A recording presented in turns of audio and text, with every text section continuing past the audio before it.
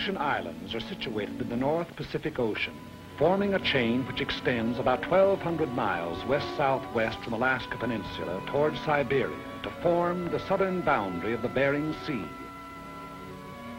The Aleutians comprise 4 groups, the Fox, Andreanoff, Rat, and Near Islands, and constitute part of the territory of Alaska, USA.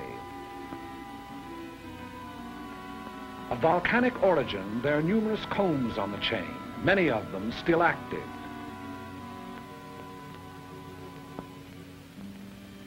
The coasts are rocky and surf-worn, rising immediately from the water in steep, bold mountains.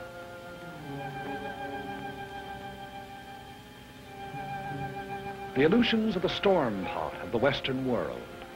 A permanent low-pressure area prevails there.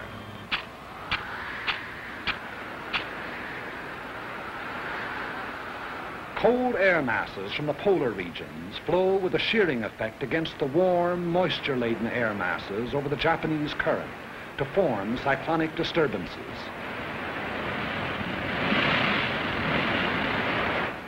Because of the Earth's rotation, these disturbances move from west to east, and this meteorological phenomenon constitutes one of the most dangerous weapons in the arsenal of our enemies, for it enables the Japanese to operate behind the moving curtain of a storm.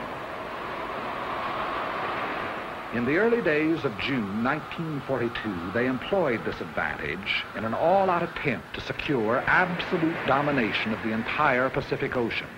Behind eastward moving storms, they dispatched 2 invasion fleets against 2 widely separated objectives, Midway Island and Dutch Harbor, an operation designed to break the American line of sea defense upon which the security of the Pacific coast depends. Both attempts failed. American air forces engaged the enemy task force at Midway, achieving an historic victory. And at Dutch Harbor, American land-based planes from secret American airfields swarmed down, seemingly out of nowhere, to knock out 1, 2 troop-filled transports, 3 heavy cruisers, 2 destroyers, and 1 aircraft carrier. In pursuit of the enemy, our Army and Navy airmen flew through storm and fog and hurricane, 1/5 on instruments, 4/5 on luck, 20 hours out of 24 sometimes, through blind passes, by uncharted peaks, down through zero ceilings, not knowing whether the enemy fleet or a mountain lay below, sweating it out for hour after blind hour of continuous flight, and home without benefit of directional beam to land on unlighted runways, refueled, and take off into gray, blind hell. There is no monument to the many who went out and did not return. They fought and patrolled, in many instances, until their fuel was gone, knowing they would be forced down at sea, but unwilling to break off contacts they had made with enemy forces. Few are alive of those that flew against the Japs in the Battle of Dutch Harbor. If you wish to see their monument, you Americans here at home, look around you.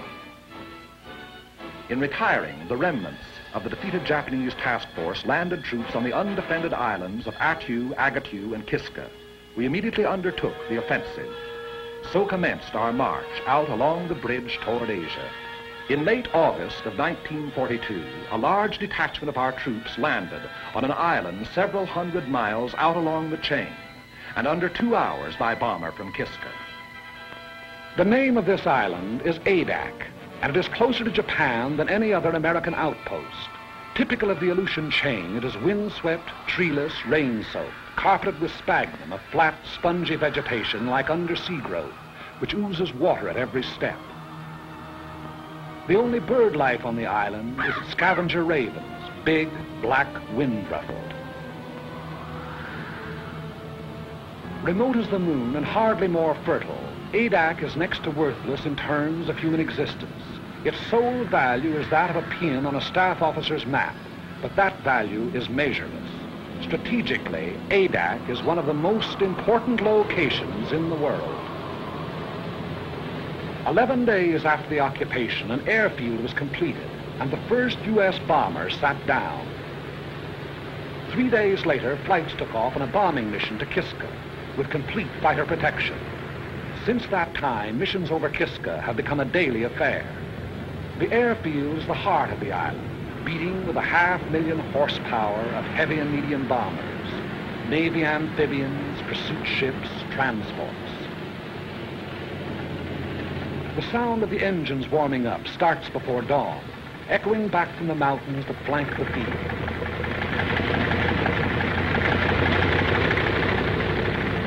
Every day, weather permitting, the bombers take off on at least one mission.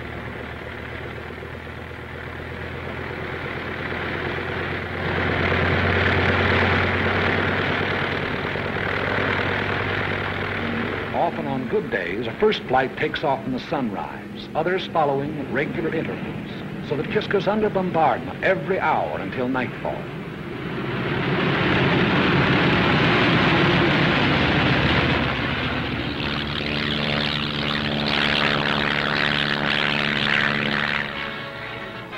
Equal in importance to the airfield, and without which the airfield could not exist, is Adak's excellent harbor.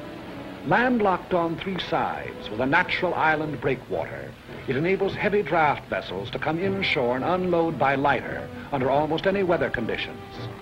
If the airfield is the heart of Adak, the harbor is its hungry mouth. Its demands are ever on the increase. By day and by night, freighters, tankers, transports deposit munitions, supplies, men upon the beach. Standing guard over all the defense installations, coastal batteries, anti-aircraft emplacements, machine gun posts. There is nothing vulnerable about Adak any longer.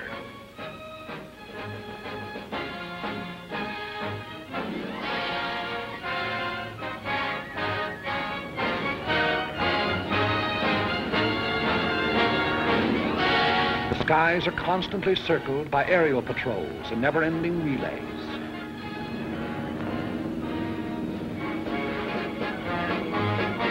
PT boats, those seagoing-in fighters, stand by in readiness for a surprise landing attempt.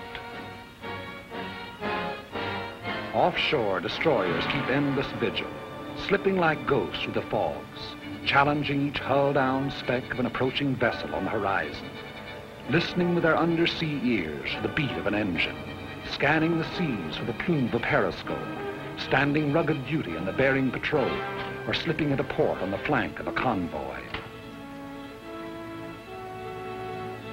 Although the sea lanes to Adak are constantly traveled by convoys, and contact with enemy submarines is a daily occurrence, sinkings in these waters have been few and far between. Contact with an enemy submarine may continue on and off for hours, during which the undersea craft maneuvers for position to attack, venturing within the radius of the convoy's undersea detectors, only to crash dive, then kill engines and lie silent on the bottom as our destroyers bear down and release depth charges.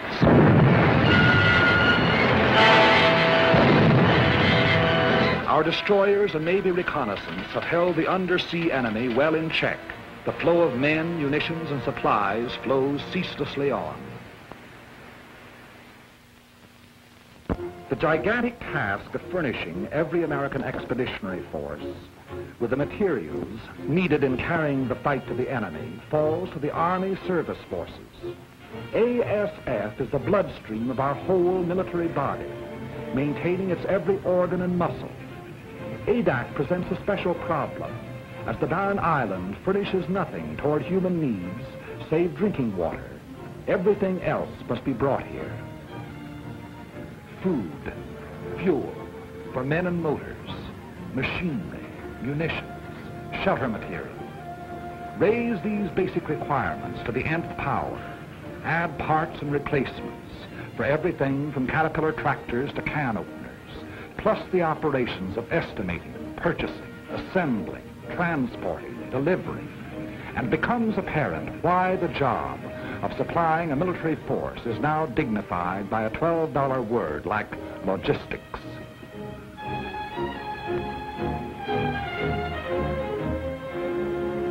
Since the original landing, the manpower of Adak has been constantly augmented. Where before it was hundreds, now it is thousands.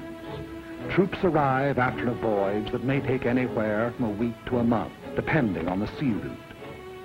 But it took more than a single month to land them here. The months of training that toughened them to rigors of wind and weather. that taught them to handle their weapons, that made them into soldiers. Add those months to the period of the voyage from the States.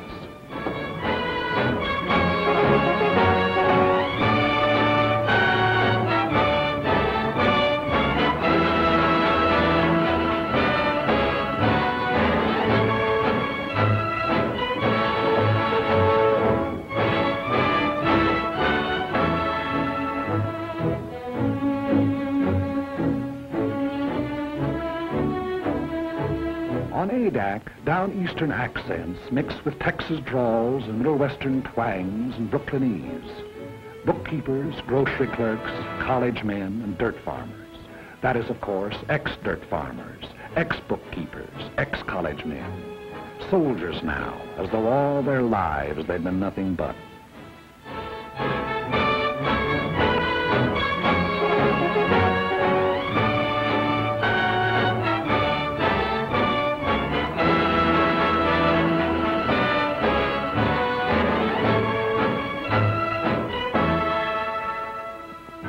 Orders for the day, special orders and news, appear on the bulletin board. Since newspapers and magazines are usually from a month to 3 months out of date, these radioed news flashes are the only means by which the soldier knows what's going on outside. No fresh meat, no green vegetables, powdered eggs, tinned bully beef, potatoes, canned tomatoes, peanut butter, canned fruit, and coffee make up the basic diet.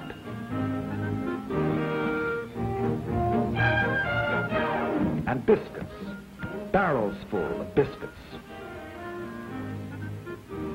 Appetites are huge. Officers and men attend the same mess. As often as not, an officer doesn't display the insignia of his rank. The salute is reserved for rare occasions, but discipline does not suffer. Customary military formality is relaxed, plain, simple necessity taking its place.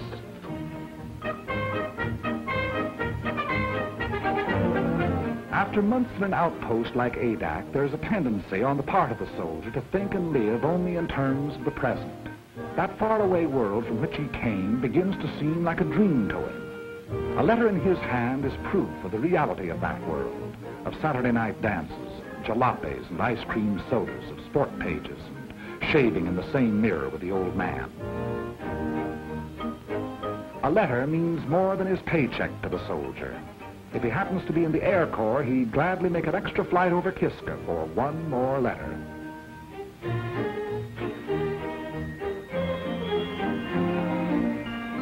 No moving pictures, no stage door canteens or USO, no girls, pretty or otherwise. Nothing to drink, not even a Coke. Candy bars, cigarettes, and chewing gum are rationed, but you never hear any belly aching. The extraordinary fact is that morale actually gets stronger the closer troops come to the enemy. On ADAC proper, morale is first rate.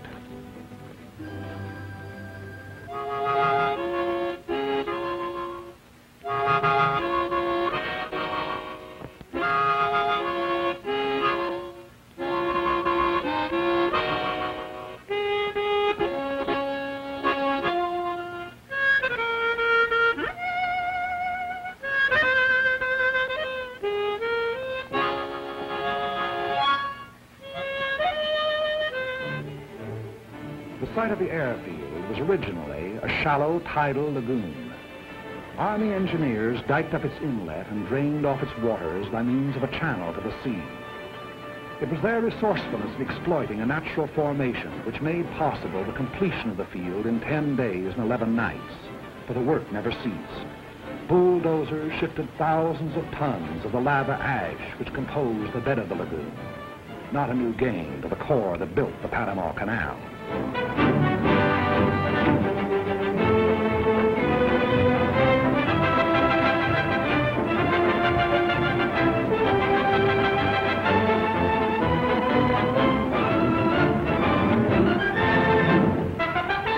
As the waters receded, grading crews followed, leveling and impacting the area in preparation for the final surface. This surface was not to be the usual concrete runway of an airport, but a steel one, whose sections had been prefabricated in American mills. It was put down by the infantry, of course. In 36 hours,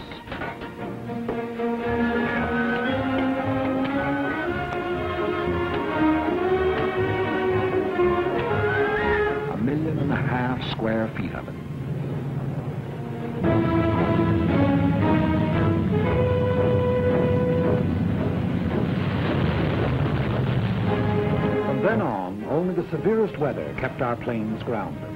Local storms materialize, deluge the island, and pass on or dissipate, all within a few short minutes.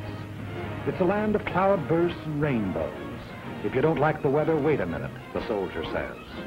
Everything the weatherman has to offer may be had in a single day. Downpours, hurricane winds, hail, snow, fog, sleet, and sunshine. It is not so much bad weather as changing weather that makes flying hazardous to the uninitiated there. A new pilot must learn to side-slip through local squalls and sit her down in a field rimmed by mountains and under a half-foot of water.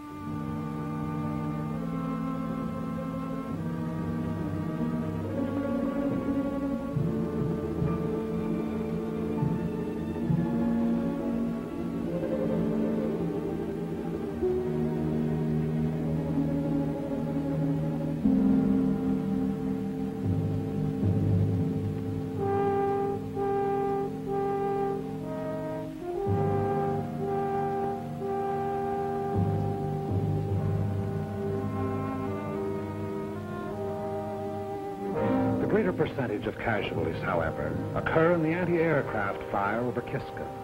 As a rule, our bombers make it back, but often they are sorely crippled and wounded or dead aboard.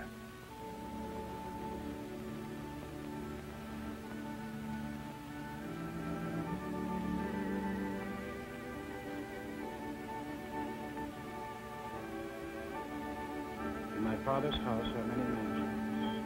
If it were not so, I would have told you. I go to prepare a place for you, and if I go and prepare a place for you, I will come again and receive you unto myself. And where I am, there ye may be also. And whither I go, ye know, and the way ye know.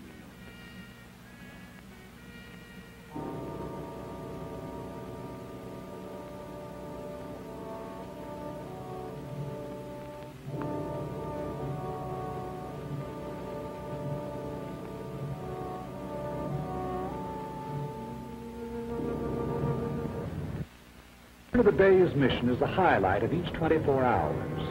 Eyes turn skyward and ears strain for the faint beat of approaching engines. At the first sound, an alert is flashed to the ground defenses. Units clear for action. Anti-aircraft and machine guns are stripped, ammunition broken out, and everything is put in readiness for an enemy who may be tailing our flights home.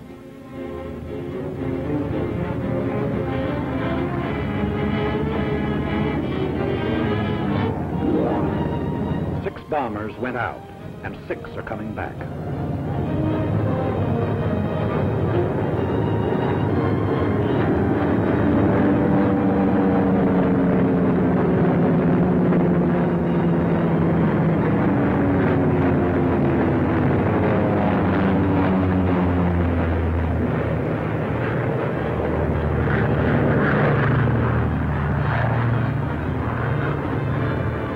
Our first ship lands. The remainder circle the field, another coming to Earth each time around. Those damaged or with wounded aboard taking priority. It's a revelation how much punishment one of these big bombers can take and still navigate.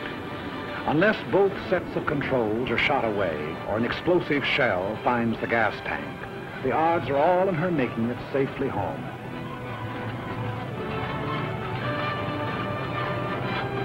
Anyone who's been over will tell you that the most wonderful ride in the world is the ride back from Kiska.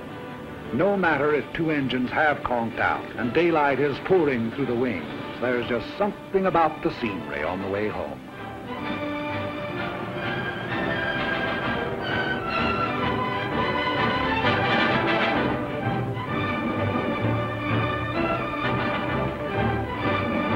Crews proceed to the field operations tent of the Bomber Command, where they will be questioned as to results and observations.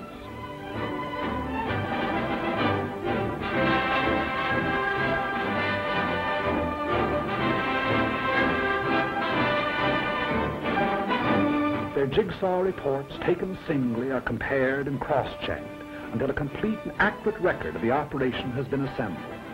Thereafter they're dismissed with nothing to do till tomorrow but eat, drink, and be merry. I've got sixpence, jolly, jolly sixpence. I've got sixpence to last me all my life. I've got tuppence to spend and tuppence to lend and tuppence to send home to my wife.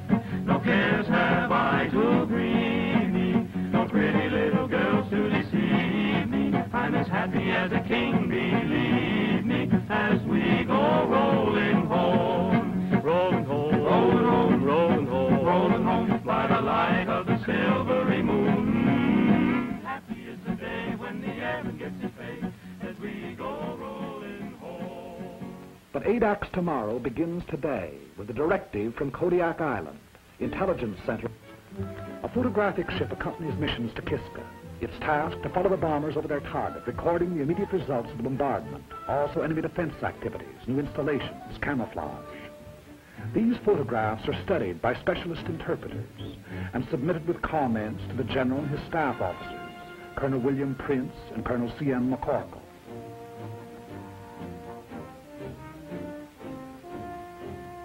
Here is Kiska, her camp area, with its steel huts, her hangars, her underground railway, her gun installations. Kiska, one of the hottest spots on the earth, or above. The main objectives in any mission from ADAC are the destruction of enemy shipping en route to Kiska, destruction of installations on the island, harassing of enemy personnel. When the broader aspects of the operation have been decided upon, the senior officers of the bomber and fighter units work out its details. Among considerations in planning a mission are the type of aircraft to be employed, the weight and type of bombs, the time, altitude, and direction of the attack. All of these are interrelated, a change of one influencing all the others. The overall determining factor is weather. For this reason, the Navy meteorologist plots his charts up to the very time of takeoff. A change of weather at the last moment may mean a complete revision of tomorrow's plans. Tomorrow is Sunday.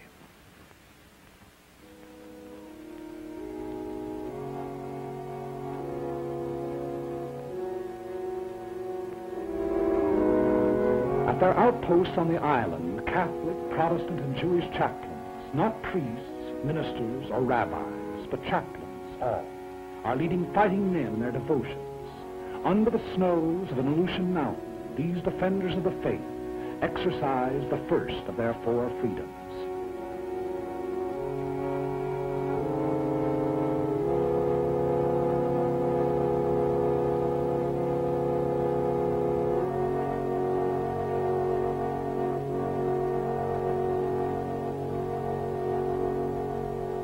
But so far as the business of war is concerned, Sunday on ADAC is like any other day. There's a mission going out at 13 o'clock. Bombs must be brought down to the field from their camouflage dumps.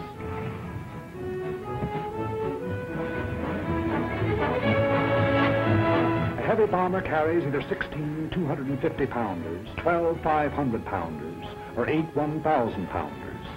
The size of the bomb to be employed depends upon the nature of the target. Since if the target is small, there's a better chance of hitting it with a salvo of 250-pounders than with a single large bomb. On the other hand, in congested areas, such as the campsite at Kiska, a blockbuster comes into its own. Tail pins and fuses are put on directly before the assembled bomb is hoisted into the bomb bay. When the time comes, bombs can be released either individually, in sticks, or in salvos.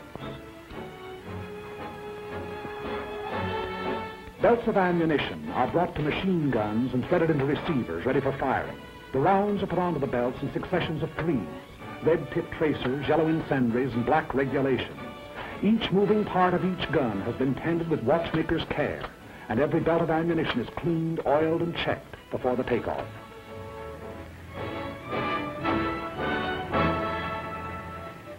It is 12:40 o'clock, and the pilots who are going to fly the mission receive final instructions. 3 flights, 2 of B-24s and 1 of B-17s are to go over the target. The first flight at 1,100 feet to drop 500-pounders on anti-aircraft installations at North Head. Then to proceed along the coastline, strafing to the western limits of the camp area. The second flight at 7,500 feet to drop 1,000-pound bombs on the camp area. The third flight at 4,500 feet to destroy hangars with 500-pound bombs. Second and third flights to follow at intervals of 45 seconds. 3 fighters to precede each bomber flight at 600 feet, and 3 fighters to afford overhead protection from enemy aircraft.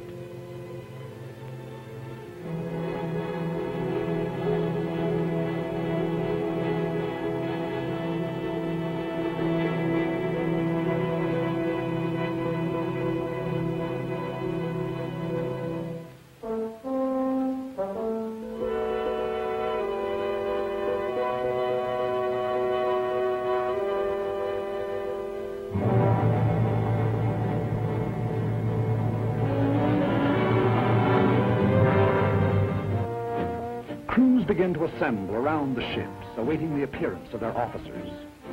A bomber crew is a team, and the longer it's together, the better the teamwork. Theirs is a mutual responsibility. The safety of the ship and the lives of all the others may depend on any single member. Trust, respect are implicit in such a relationship if it is to endure. Maybe in the beginning you don't like the color of a guy's hair, but if he's all there at his job, you'll get to like it fine. Enlisted men eat, sleep, fly together. Their voices on the intercom become familiar, easy to understand, and understanding is vital. Every gunner knows the quality of every other's marksmanship and courage. The navigator can plot a 1,000-mile course over open sea and make a landfall. 8 men can testify. Trust and respect for the bombardier, the radio operator, the engineer, co-pilot, and trust and respect for the ship they fly. A monument ought to be put up to that pre-war fraternity of high school speed maniacs, for out of their ranks, our fighter pilots are largely drawn. They bring to their hazardous undertakings split-second judgment, inspiration, daring. Lieutenant George I. Riddell, 12 strafing missions over Kiska. Lieutenant Hawley P. Mills, 14 missions. Lieutenant Lyle A. Bean, 13 missions. Major Milton Ashkins, 15 missions. Lieutenant Henry J. Strankowski, 11 missions. Colonel Jack Chenault, son of General Chenault of the Flying Tigers. Colonel Jack has a 0 on a submarine to his credit.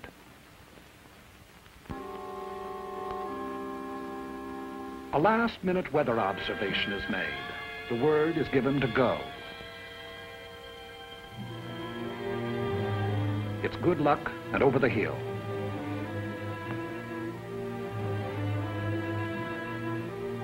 The aerial camera goes aboard.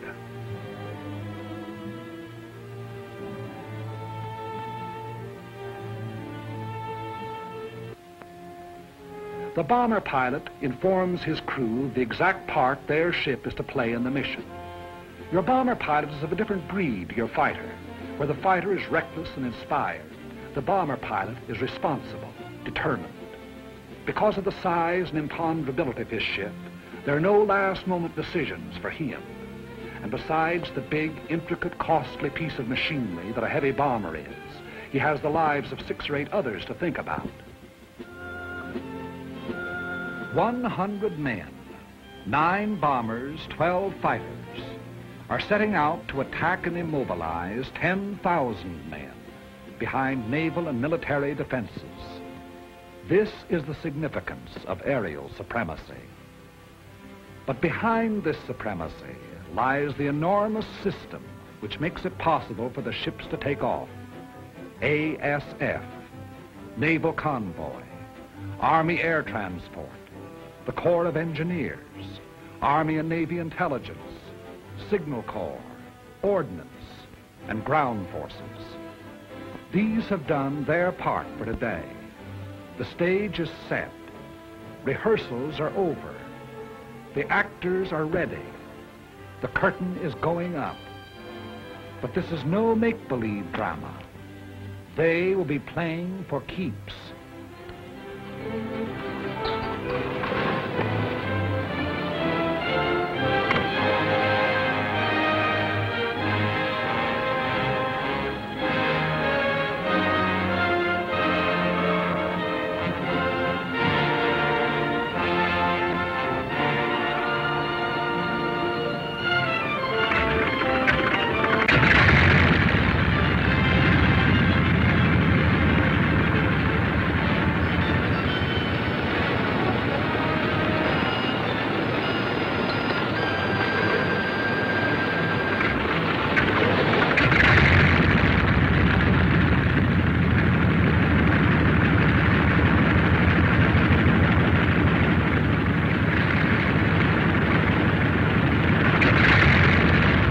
William O. Erickson, who sat the first bomber down on Adak and led the original mission over Kiska.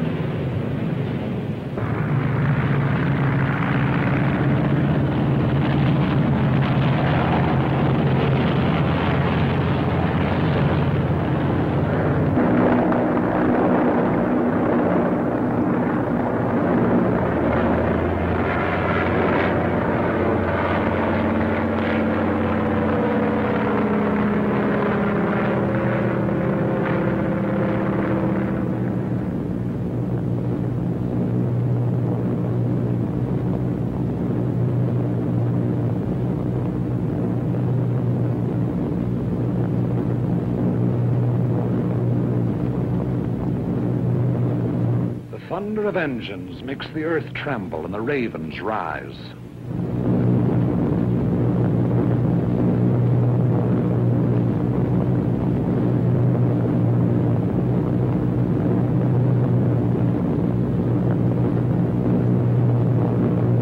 The echelon proceeds toward Kiska. It's about an hour and 3/4 from Adak to Kiska, one of the most hotly defended of enemy-held areas. Kiska is also one of the most strongly fortified. The Japs have dug in like so many moles. An estimated force of 10,000 goes underground at the sound of our approaching engines.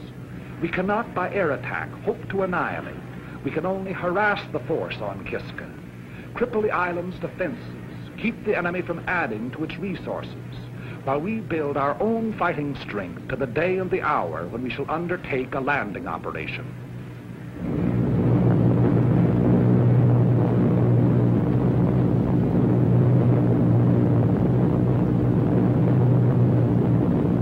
Radio contact is maintained between the bombers and ADAC throughout the flight, which proceeds at military speed, 165 miles per hour.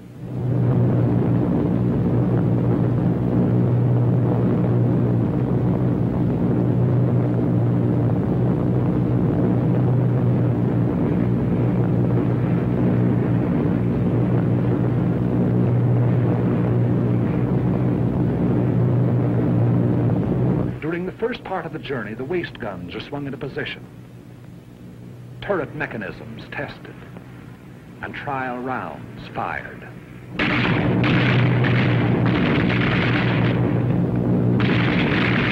Time moves slowly going out to the target. Crew members have even been known to play stud poker. The route is quite familiar by now. Many pilots and crews have made the flight 25, 30 times.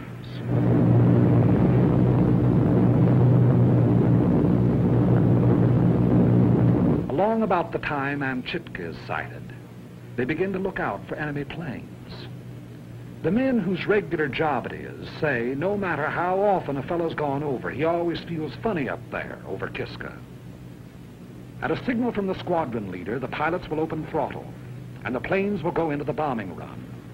For a minute and a half to 2 minutes, they will proceed at level flight in an absolutely straight line toward the target, thereby enabling the bombardier to make his computations: wind velocity, speed, temperature, altitude, drift. There can be no deviation whatever in the flights if the bombs are to find the target. 10 miles and 3 minutes from the objective. Before Kiska Volcano, the mission deploys, each flight going to its designated altitude in preparation for the run. The enemy will endeavor to throw the flights off their runs, and to this he will bring all his firepower to bear. The earth below will blaze with hatred. Our ships will heave and rock in the yak-yak. Machine gun bullets may make a filigree of their wings. High explosives may open up holes big enough for a man to crawl through.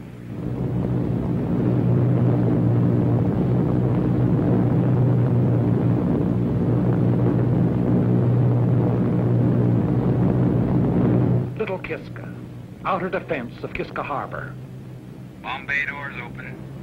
Bomb bay doors open. 6 degrees right on course. The object is to hit the target, not to avoid anti-aircraft. Remember this, you're just as liable to run into it as away from it. The best way is to forget what's happening outside and make the run by instruments. That way, if it comes, well, you just look over your shoulder and see a man with a long beard, and you say, "Good morning, Father Abraham."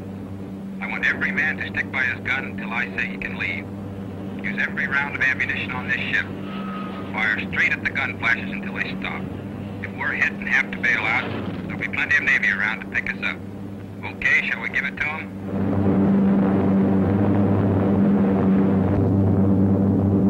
Kiska.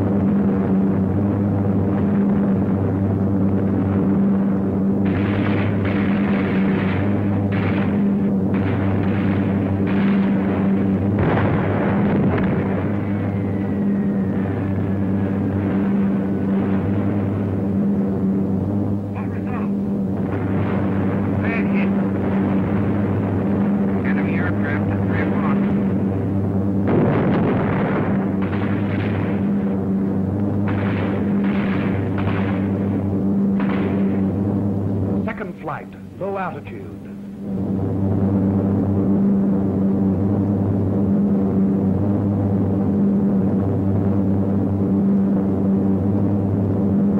Once again over lightly.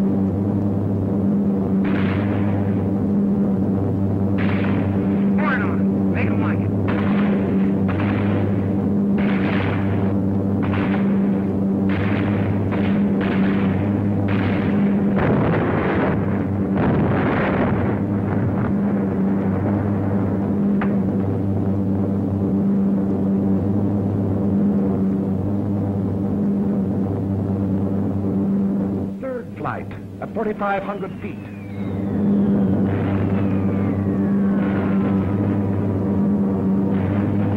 Bombs away.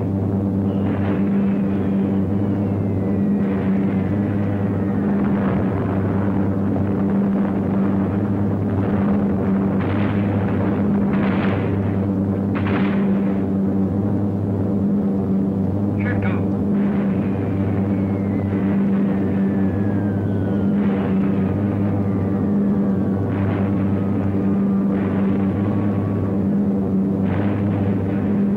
Bombs away.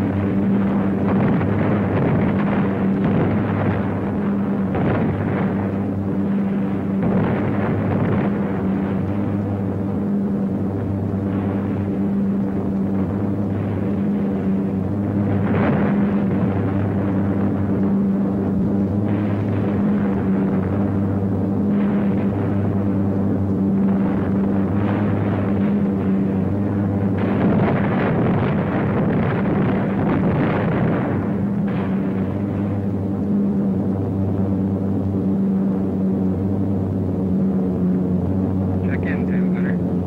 Okay. Waist gunner. Okay. Radio man. Okay. Talk turret. I got a slug in more, but I'm okay. Belly turret. Okay. Nose. Okay. Kiskus hangars are destroyed, burning. Our bombs found the target. 9 bombers came out, and 9 are going home.